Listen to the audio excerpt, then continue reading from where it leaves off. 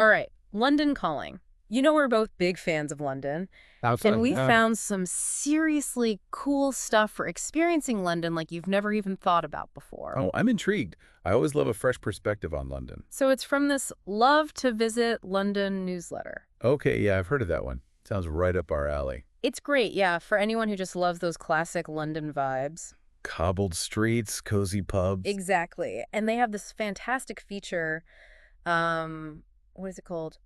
Experience England's finest brews on wheels. Okay, that sounds interesting. Yeah, it's way cooler than it sounds. Yeah. But there's actually a bunch of other really cool London finds in this newsletter. Well, let's spill the tea then. What else did they uncover? Okay, so picture this, right? You're on a classic double-decker bus cruising through London. Can't go wrong with that. Classic London experience. Yeah, but here's the twist.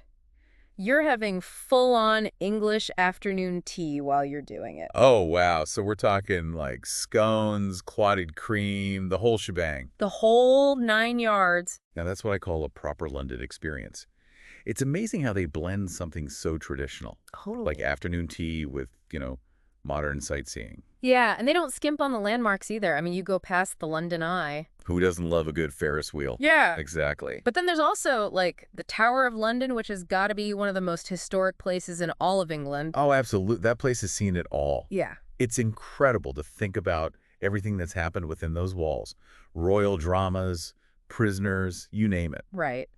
And speaking of impressive sights, you can't forget St. Paul's Cathedral. Just magnificent. Talk about symbol of London's resilience. I mean, after the Great Fire of London. Yeah, rising from the ashes. It's just incredible. I know. Imagine seeing all this while enjoying tea and scones. It's like stepping back in time. It's brilliant how this tour manages to weave together all these different pieces of London's identity. For sure.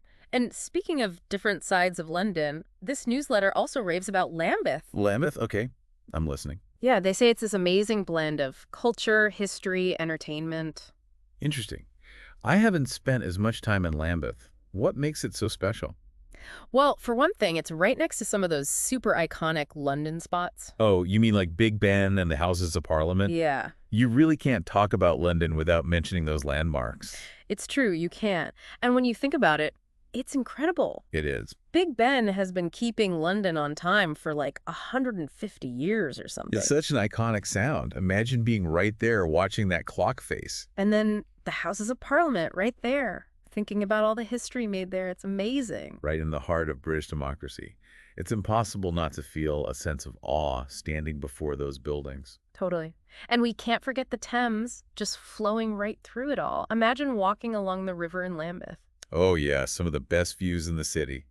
You might even get lucky and spot a swan or two. So peaceful. But that's only scratching the surface. This newsletter is absolutely packed with more London gems. You know what I really love about this newsletter? It's like they want you to get off the beaten path. Oh, I totally agree. They definitely encourage some exploring. Like their around the web section. Total treasure trove. Okay.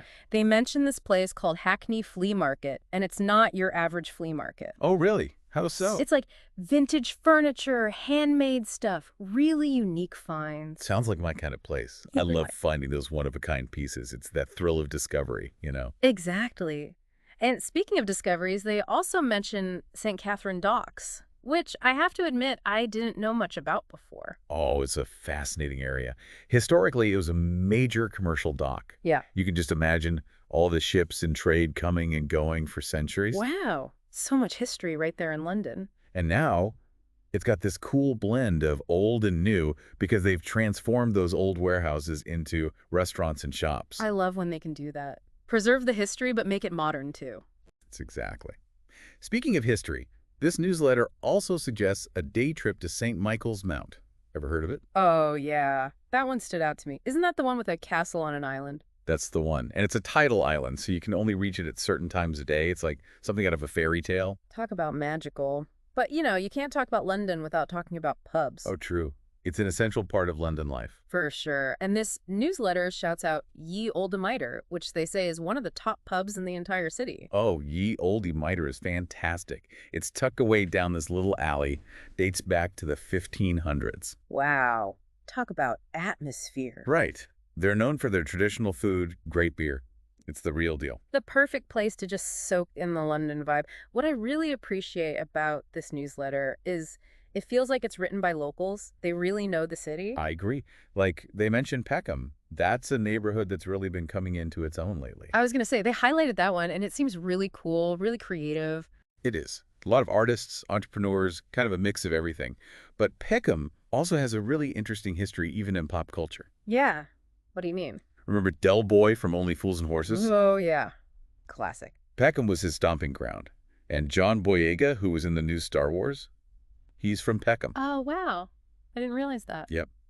And Florence and the Machine, the band, Yeah. also from Peckham. It's amazing how much talent has come from that one area. I know. It's really cool. This newsletter really is a choose your own London adventure kind of thing. It really does feel like you could open it up to any page and have a completely different London adventure. Right. And it's not about, just checking things off a list. It's about really getting a feel for what London is all about. Yeah, absolutely.